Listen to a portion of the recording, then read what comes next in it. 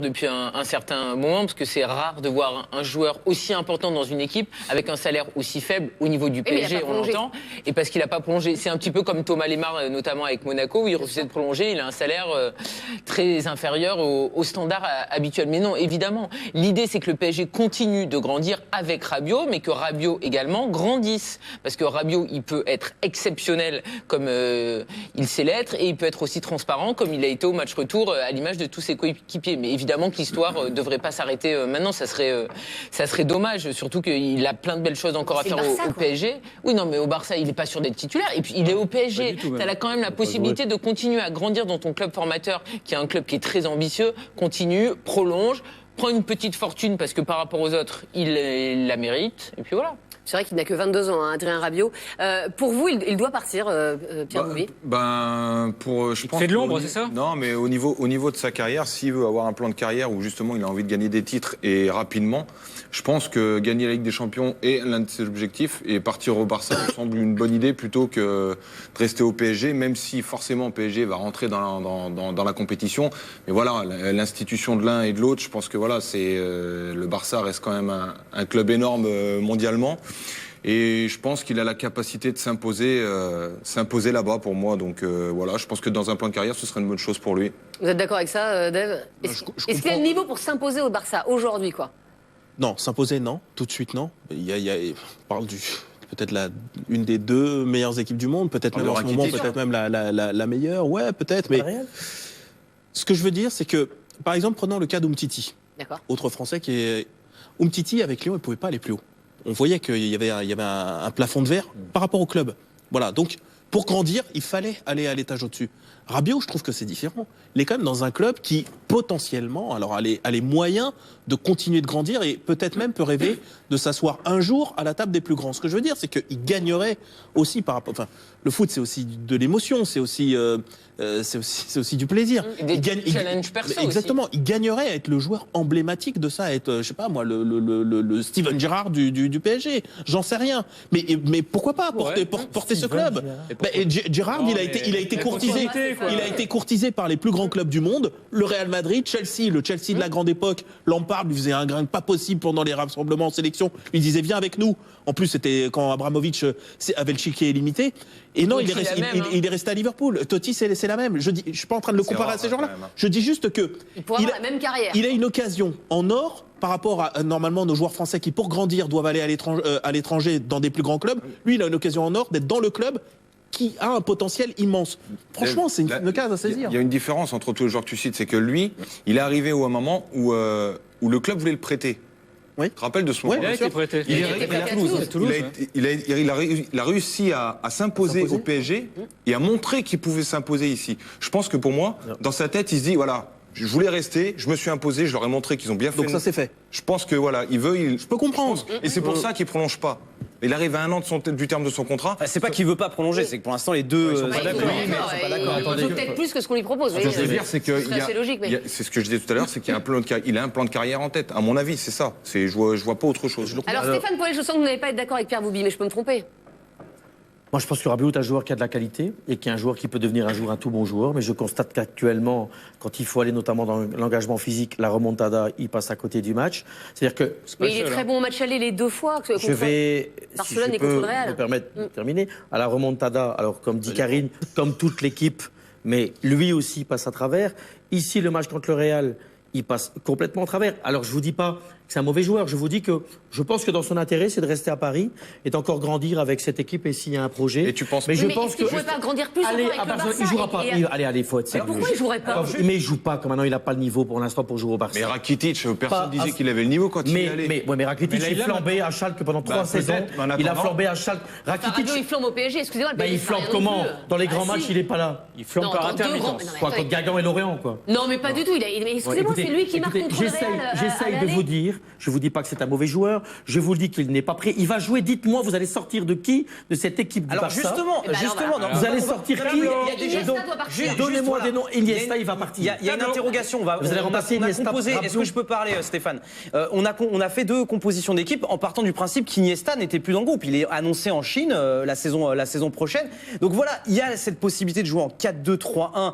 C'est peut-être le schéma la saison prochaine du Real Madrid. On le verra à côté de de Busquets, c'est une possibilité. La deuxième possibilité, si Rabiot évolue dans un 4-3-3 où un système qu'il connaît bien, on peut remettre Rakitic dans cette composition d'équipe. Bon, ça fait sortir Dembélé, mais voilà, il aurait du temps de jeu. Donc on doit sortir Rakitic, Dembélé. Rakitic, c'est le mec qui fait pas de. Là, on l'a pas sorti. Non, mais attendez, Busquets. Vous avez vu le match qu'a fait Busquets, le dernier match. Il est là. Mais vous n'allez pas remplacer Iniesta par Rabiot. Vous parlez de choses sérieuses là. C'est Coutinho. Neymar, il a été remplacé par qui?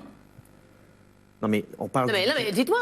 Qui ça? Neymar, il a été remplacé par qui? Pour l'instant, par personne. Pour l'instant, par personne. La réalité, c'est que personne n'a fait aujourd'hui ce que Neymar a fait au Barça. Et que l'équipe, c'est un collectif. Ces 3 saisons. Mais à un moment, vous n'êtes pas obligé de remplacer quelqu'un. Vous remplacez quelqu'un par un joueur d'avenir. Encore une fois, il a 22 ans. Ça, je vous dis pas le contraire. C'est un collectif. Je vous dis qu'actuellement, mais moi, peut-être que dans 2 ans, je vous dirai un autre discours. Je pense qu'actuellement, Rabiot, il a montré des faiblesses, notamment dans des matchs importants, notamment à la remontada et ici contre Madrid, qu'il n'est pas encore prêt.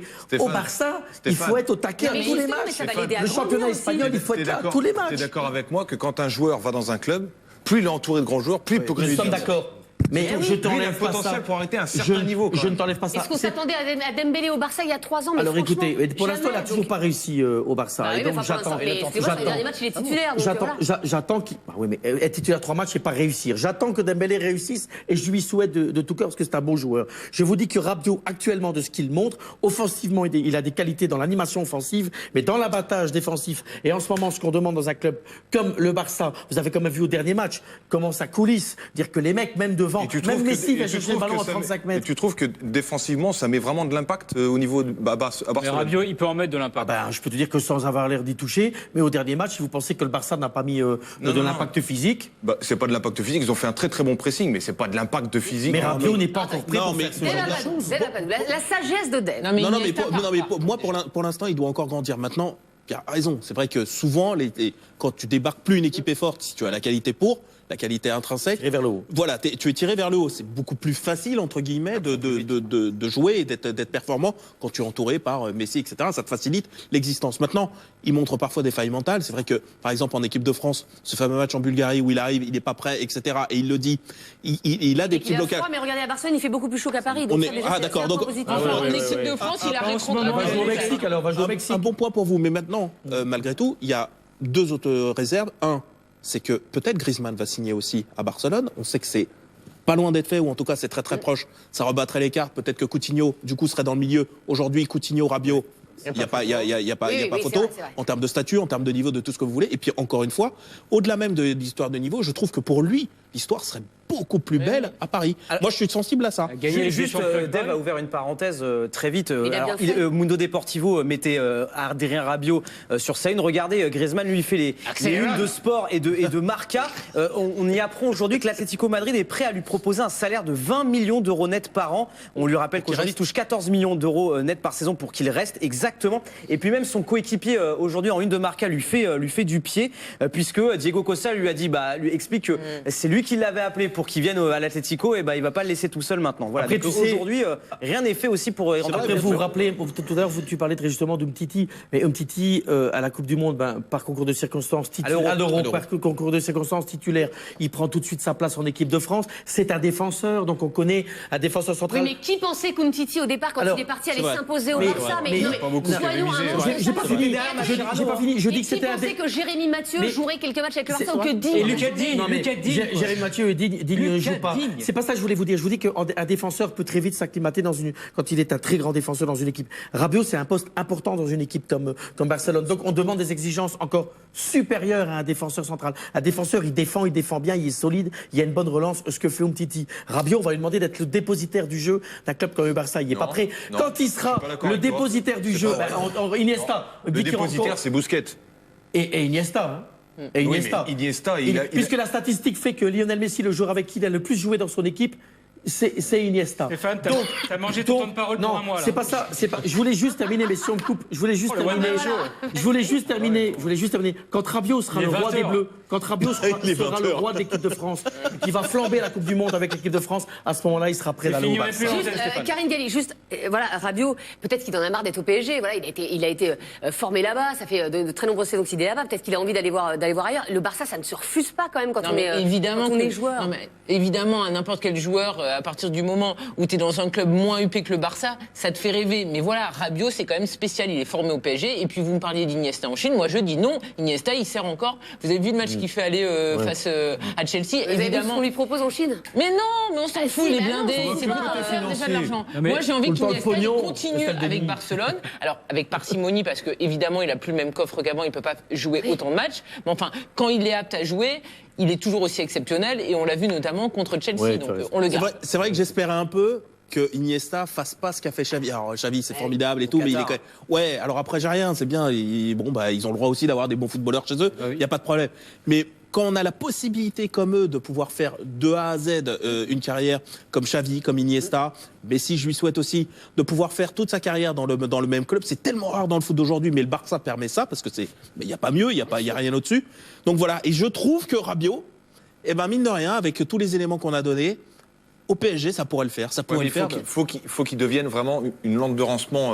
Il faut qu'il soit capitaine. Il est vice-capitaine, Adrien Rabiot. Depuis cette saison, il est vice-capitaine. Donc voilà, ça commence à. Vice-capitaine, il lâche pas comme il a fait quand il devient important. Mais vice-capitaine, il lâche pas pour autant un mauvais choix de rester. Non. Bien sûr que non. Bah non. Il incarne aussi le club et tout ça. Il y a un vrai projet. Ça peut être. T'as raison, Dave. Ça peut être vraiment le garçon à mettre et à mettre en avant pour l'avenir.